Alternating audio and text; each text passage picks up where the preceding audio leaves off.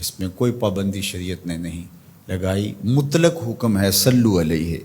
وسلموا تسلیما، درود پڑھو اور سلام پڑھو اور خوب پڑھو، صبح پڑھو، شام پڑھو، دوپہر پڑھو، پچھلے پہر اٹھ کے پڑھو، رات کی تنہائیوں میں، دن کے اجالوں میں، کوئی پابندی نہیں لگائی گئی۔ اب یہاں آپ کو اختیار ملتا ہے، پھر ہر شخص کا اپنا ذوق ہے، کوئی تنہائی میں بیٹھ کے درود پڑھتا ہے اور کوئی اجتماعی طور پہ درود پڑھتا ہے، کوئی بچوں میں بیٹھ کے درود کی مجلس سجا لیتا ہے، تو یہ آپ کا اختیار ہے۔ اسی طرح فَلْيَفْرَحُوا کہ خوشی کا اظہار کرو، تو اس میں آپ کا اختیار ہے۔ آپ 12 ربیع الاول کے دن صدقہ و خیرات کیے جا رہے ہیں، 12 کو نہیں کرتے، 13 کو کرتے ہیں، 11 کو کرتے ہیں، 8 کو کرتے ہیں، کسی اور مہینے میں کرتے ہیں، حضور کے آنے پر آپ کو خوشی ہے، اس کا شکرانہ ادا کرتے ہیں، اللہ کا شکر بجا لاتے ہیں، قولاً عملاً رویتاً، نوافل ادا کیے جا رہے ہیں، روزہ رکھتے ہیں، حضور علیہ السلام نے خود روزہ رکھا پیر کے دن۔ تو اگر کوئی شخص سارے طریق مسرت کے اختیار کر لے، خوشیوں کے سارے رنگ اختیار کر لے، تو اس میں کیا حرج ہے کہ وہ روزہ بھی رکھے، وہ نوافل بھی پڑھے، وہ صدقہ و خیرات بھی کرے، وہ مٹھائیاں بھی بانٹے، چہرے پر بشاشت کا، فرحت کا، انبساط و کیف و سرور کا اظہار بھی ہو، لبوں پر اللہ کی تقدیس کے ترانے بھی ہوں، محبوب کی نعتیں بھی ہوں، اور ذکر مصطفیٰ کا نور ماحول میں پھیل جائے،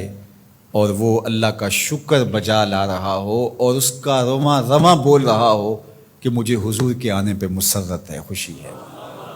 تو یہ سارے طریق بھی اختیار کیے جا سکتے، ہر شخص کی اپنی کیفیت ہے۔ میں نے کہا اس پہ خام خواہ اتنی ضد بھی نہیں کرنی چاہیے کہ جو میرا ذوق ہے ہر شخص کو ذوق کے مطابق ہی آنا پڑے گا،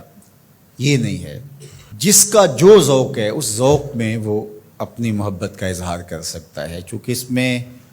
کشادگی دی گئی ہے، اس میں فرحت کے اظہار کا مختلف انداز ہو سکتا ہے، اور ماضی کے اندر بھی ایسا ہوتا رہا ہے، مختلف بزرگوں نے مختلف طریقے اختیار کیے۔ یہ جو محفل میلاد کا انداز ہے یہ فرحت کا اظہار بھی ہے اور تبلیغ کا ذریعہ بھی ہے۔ علماء نے اس کو اس لیے زیادہ تر اختیار کیا کہ اس سے ساری چیزیں تقریباً اس میں جمع ہو رہی ہوتی ہیں۔ آپ مسجد میں نماز پڑھتے ہیں، پھر شکرانے کے نوافل ادا کرتے ہیں، حضور کا ذکر ہوتا ہے، حضور علیہ السلام کے معجزات کا بیان ہوتا ہے، حضور کے حسن کے تذکرے ہوتے ہیں، حضور کے فضائل، حضور کی سیرت، حضور علیہ السلام کے خصائل، اور مدح و ستائش، نظم میں، نثر میں حضور پر سلام، بار بار درود پڑھنا، اور حضور کے لائے ہوئے دین کی اہمیت لوگوں کے سامنے رکھنا اور دین کو اختیار کرنے کی تلقین کرنا، یہ سب کچھ محفل میلاد میں ہوتا ہے۔ بعد میں پھر مٹھائیاں، تبرک، یا شروع میں کھانا یا بعد میں کھانا، وہ بھی شامل ہو جاتا ہے۔ تو یہ ساری خوشیوں کا اور اظہار کے جتنے بھی سلیقے اور طریقے ہیں ان کا ایک مجموعہ ہے، تو اس کو محفل میلاد کہہ دیتے ہیں۔ اگر اس میں کوئی ایسی چیز نہ ہو جو شریعت کے مزاج سے متصادم ہو تو اس پر کسی کو بھی میرا خیال اعتراض نہیں ہونا چاہیے۔ تو اس لیے میں آپ کو کہوں گا کہ آپ اپنے گھروں میں ہر پیر کا معمول بنا لیں، پیر کو روزہ رکھیں، بچوں کو بھی روزہ رکھوائیں۔ جو شوگر کے مریض ہیں میں ان کو زور نہیں دیتا،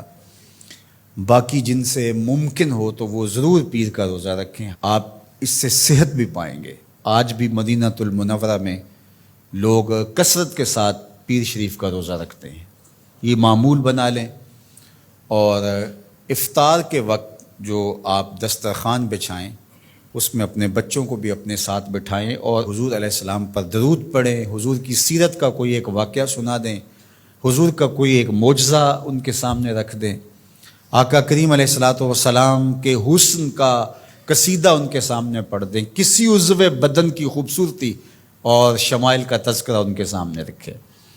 اور پھر نتیجہ آپ دیکھنا، اس کے بعد دعا کر کے افطار کر لیں، کھانا کھا لیں۔